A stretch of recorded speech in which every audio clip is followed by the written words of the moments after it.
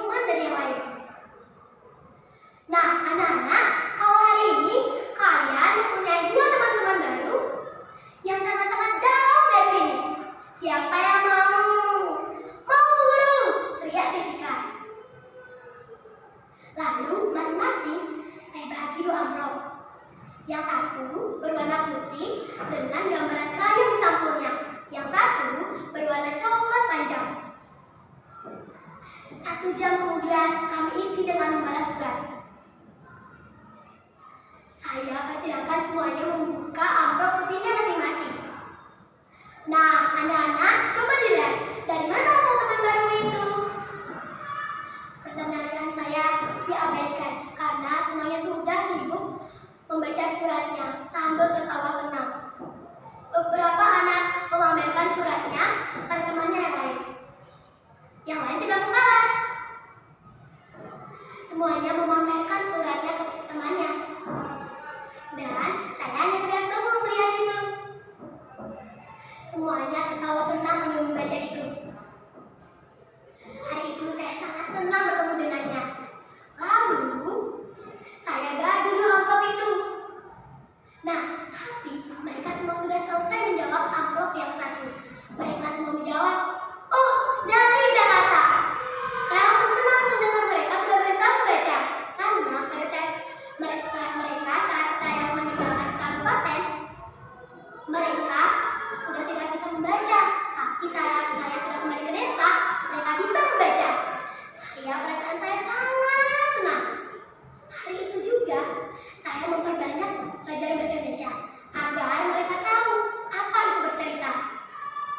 Nah, lalu saya bagi amplop warna coklat itu.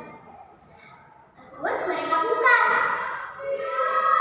Yang sedetik kemudian pertanyaan saya diabaikan karena mereka sudah sibuk membaca suratnya masing-masing. Nah, anak-anak, kalau ini teman kalian berasal dari luar negeri. Ada yang dari Italia, Jepang, dan Malaysia. Nah, coba lihat masing-masing. Hari itu juga mereka sangat senang berkenalan dengan teman baru mereka yang berasal dari luar negeri. Namun, tidak seperti biasanya. Mereka duduk rapi di atas meja yang terpaku pada lembar kertas di depannya. Tapi kelas itu ribut karena minta diartikan suratnya. Tahu tidak kenapa? Karena surat itu berbahasa Inggris. Bisa bilang mereka tidak mengerti surat berbahasa Inggris yang mereka dapat. Karena mereka itu tidak lancar berbahasa Inggris. Karena di sekolah ini tidak mendapatkan bahasa Inggris. Ya udah, besoknya saya langsung mengartikan surat mereka masing-masing. Dan mereka sudah sabar nanti suratnya dibacakan sambil mendengarkan suratnya temannya masing-masing dibacakan.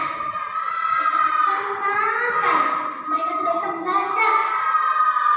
Minggu itu saya isi dengan refleksi bagaimana perasaan anak-anak sudah bisa membaca dan mendapat teman baru.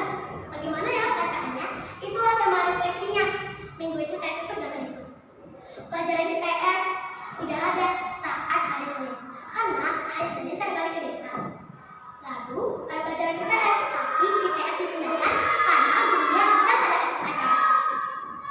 Saya menunda mereka untuk belajar IPS dan saya meminta mereka membacakan surat yang mereka artikan dari kata demi kata. 3 anak yang belajar membaca tersenyum saat berhasil membaca setiap kata. Saya sangat senang